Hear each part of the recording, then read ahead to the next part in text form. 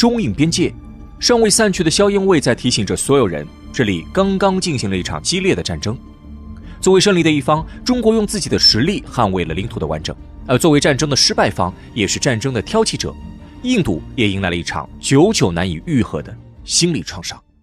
19世纪，身为殖民者的英国风头正盛，远渡重洋，将印度变为了自己的手下败将，开启了印度悲惨的命运。然而，英国的欲望远不止于此，单单一个印度根本无法满足英国的胃口，于是英国人将目光转向了北部，在那里安然沉睡着一片富饶而神奇的土地——西藏。英国算盘珠子打得震天响，想要以印度为跳板，深入中国，将西藏据为己有。从地理上来说，西藏是东亚板块与南亚板块的交界地带，且资源丰富，矿产量惊人，是英国不愿放弃的风水宝地。因此，英国想了一个办法，那便是暗中勾结西藏当地的反动力量，以独立建国为诱饵，与他们秘密签订条约。就这样，麦克马洪线诞生了。说白了，这是一种无耻的强盗行为。既然没有边界冲突，那便人为制造边界冲突，攫取利益。但可以确定的是，无论中国的政权如何更迭，从北洋政府开始，这一条非法的分界线从未得到过中国政府的承认。可讽刺的是，数十年以后，同样受过奴役的印度却又打起了这条非法边界线的主意。1947年，印度独立，在殖民问题上，独立后的印度将双标应用到了极致。凡是对自己不利的，便高举旗帜反对殖民，要求消除英国所留下的全部痕迹。但是，一旦英国的殖民遗产对自己有利，印度便百般拖延与维护。在与中国的边界问题上，印度的拖延态度尤为明显。说白了，印度就是想打着英国的名义赖账，将边界线不断向东推进，让中国放弃原有的立场，承认麦克马洪线。到了1962年，在印度的百般挑衅之下，两国的边境矛盾彻底爆发。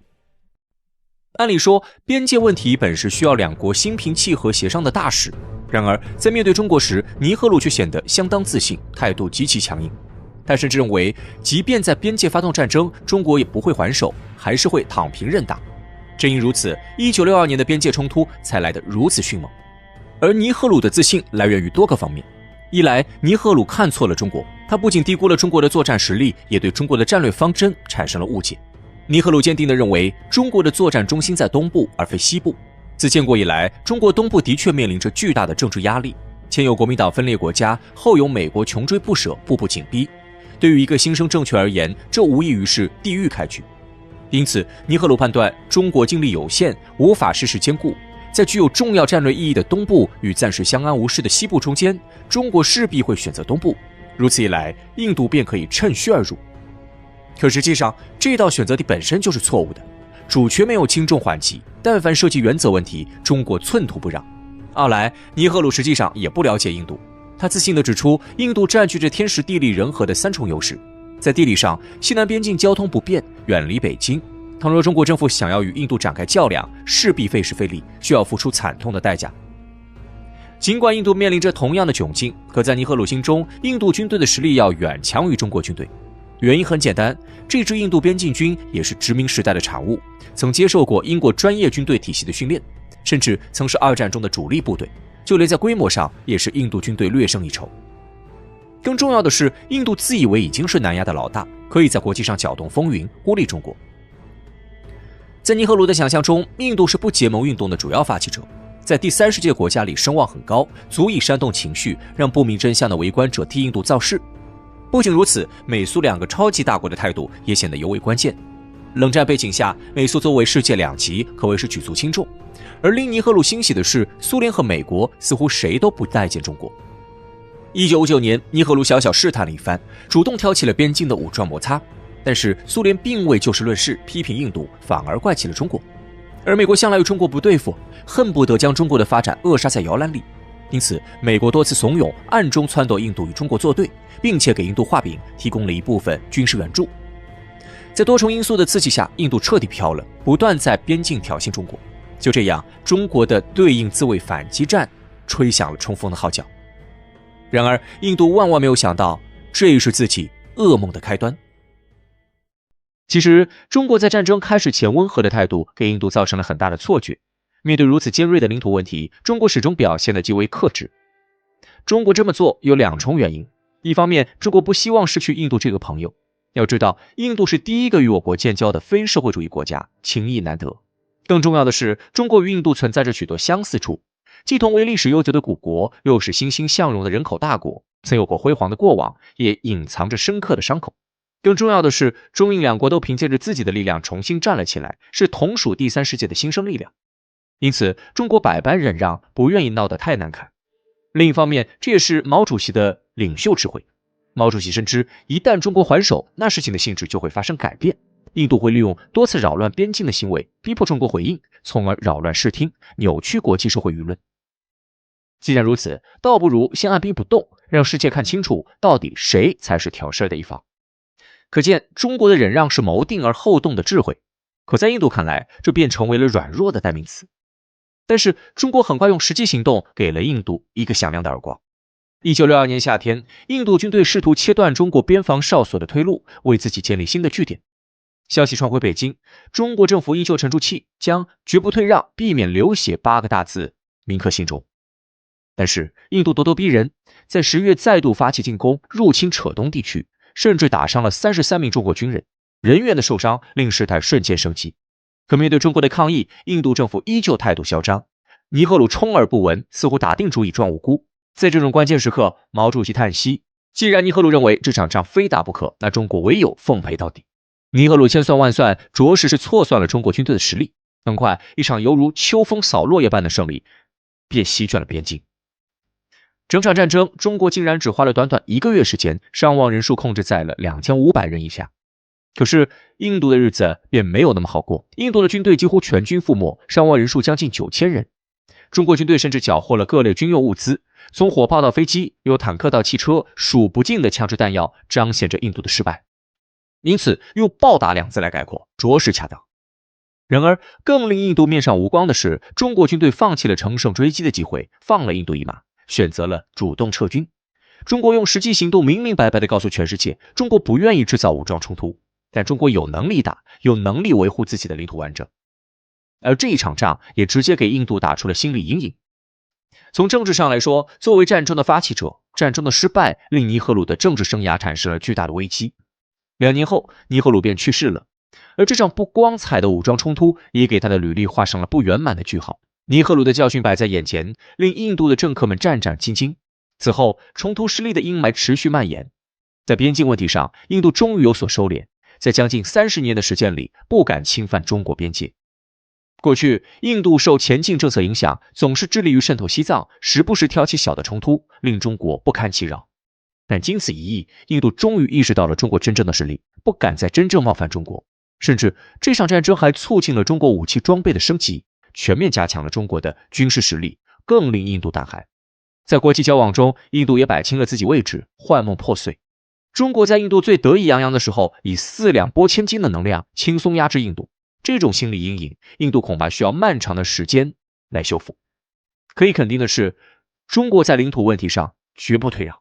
时至今日，倘若印度再动歪心思，中国也一样会出手制裁。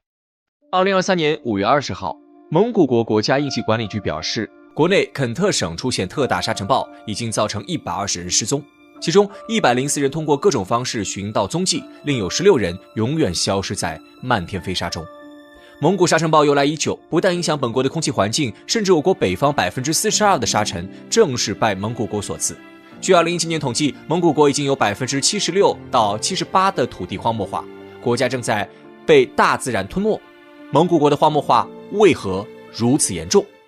蒙古有2大支柱性产业：畜牧和采矿。蒙古是内陆国，国土面积156.56万平方公里，人口只有340万人，相当于境内牛羊总数的1/20。蒙古族被誉为马背上的民族，一生都与牛羊马打交道，骨子里流淌的血液就是跟着雨水游牧远方，带着老婆孩子和牛羊到处奔波。蒙古国建立后，祖传的功夫没有扔掉，依然去青草茂盛的地方牧牛羊。这种居无定所的生存方式显然不能发展农业、工业和一定规模的企业，所以只要放牧，其他行业基本就做不了了。虽然放牧能赚钱，但是毕竟周期长，利润有限，能保障人民不会饿死，但实现温饱有很大难度。唯一多赚钱的办法是增加畜牧量，牛羊多了，总利润自然就上去了。蒙古人祖祖辈辈依靠草原生存，对生态保护没有深刻的认知，只知道放牧能挣钱，便大力发展畜牧业，没想到为以后的土地沙漠化埋下了伏笔。作为畜牧业大国，蒙古国的牛羊马大多销往中国与俄罗斯，运输成本不高，而且市场需求量巨大。在这样的情况下，蒙古人不断扩产，进一步推动畜牧业的规模和产能。就在蒙古卖力养牛羊时，土地沙漠化的步伐也加快了。春天，从北往南刮来的风吹掀了大片沙尘，将蒙古笼罩在一片黄色的世界中。而这些沙尘会在几天后继续南下，刮到我国内蒙古，再一路南下到河北、山东等地。每个草长莺飞的春天，我国北方大部分区域总会被沙尘侵扰，而其中42%的沙尘是从蒙古国一路刮来的。事实上，蒙古国的土地荒漠化的趋势从东北向西南递增，沙漠是最彻底的荒漠化，而东北地区逐渐稀少的植被，则是蒙古不得不小心对待的话题。曾经一片苍茫的草原，如今已经脆弱的有些不堪一击。实际上，草原荒漠化严重，除了人为因素外，自然环境也是其中的原因。蒙古是内陆国家，平均海拔1580米，地势相对较高，向东无法享受太平洋水汽结成的降水，北边又有杭爱山和肯特山阻挡了北冰洋裹挟的水汽，所以北部山区可以形成部分山林，但再往南则因为水汽无法渗透太远，而逐渐变为草原甚至荒漠。根据资料显示，蒙古国全年降水量为230毫米，远远少于我国北方的400至600毫米降水，更不用说南方雨天频繁的地区了。如此特殊地形下形成的植被覆盖情况，注定了蒙古国的牛羊只能在中部和北部饲养。但是牛羊的最佳成长环境是草原，并非山林。杭爱山和肯特山的区域不太适合放牧，畜牧业的活动范围进一步压缩，导致牛羊来来回回只能在相对小一点的范围吃草。1982年，蒙古国牲畜数量为2480万头，经过这些年的辛勤培育，到2022年已经高达7110万头。牛羊多了，而绿地一直没变，所以荒漠化加深了。为了国家经济，蒙古人扩大畜牧业，暂时放弃了保护环境。那么，国家因此养活人了吗？事实上，蒙古依然是亚洲比较贫困的国家之一，用原始的方式放牧，肯定赶不上科学放牧的效率。虽然畜牧业总利润一直在提升，也终究改变不了贫穷的局面。想致富，蒙古需要在其他方面找突破口，于是他们瞄向了本国的矿产资源。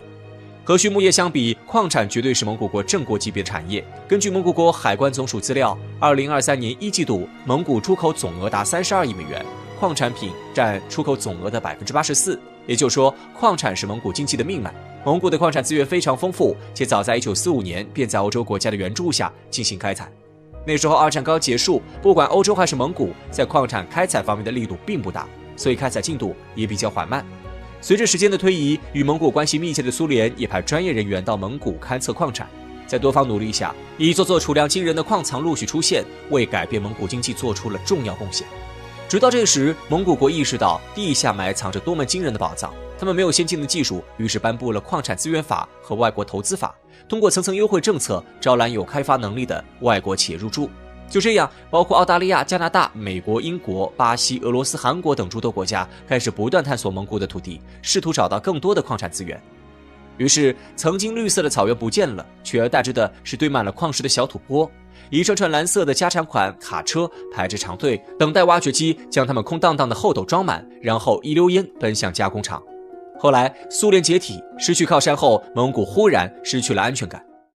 苏联解体后，蒙古为了继续发展经济，直接倒向西方。为了彻底贯彻资本主义经济体系，蒙古直接开放了外力企业投资的渠道，将大量煤矿的所有权改为私有，试图完全将经济发展交给市场。为了吸引外资，蒙古放宽了外商投资的门槛，加大了优惠力度和福利制度，真正做到了美国所谓的民主化。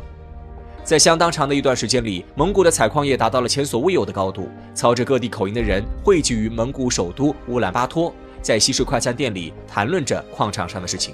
这看似繁荣的景象代表了那个时期的蒙古社会状态，但国家的财富并没有因此增加，甚至因为采矿过于私有化，使国家财政收入减少，贫富差距拉大，打破了国家经济的平衡。等蒙古人幡然醒悟，想要将市场拉回正轨，已经有些来不及了。2008年，金融危机席卷全球，蒙古出口的矿产遭受削减，从而使国家经济重创。这个原本不富裕的国家更加雪上加霜，国家没有足够财力帮人民渡过难关，穷人只能躲在贫民窟挨饿，而富人为了规避风险，也变得小心谨慎，将钱死死攥在手里，只等待危机度过。2012年，蒙古发现再不变革，未来将是一片黑暗，便很快通过了关于外国投资战略领域协调法，规定外国企业投资战略领域需要蒙古官方批准，并且股份超过49%的项目还需要蒙古议会2次批准。这则法案的颁布直接打击了外企的投资信心。导致当年外国来蒙的投资比下降了17%，蒙古的经济因此受到极大震荡。正如蒙古教科文内部所言，所有出口产品中45%的没有技术含量，52%是低技术产品，3%是中低技术产品。蒙古出口的矿产其实不需要高技术加工，原本完全可以自己生产。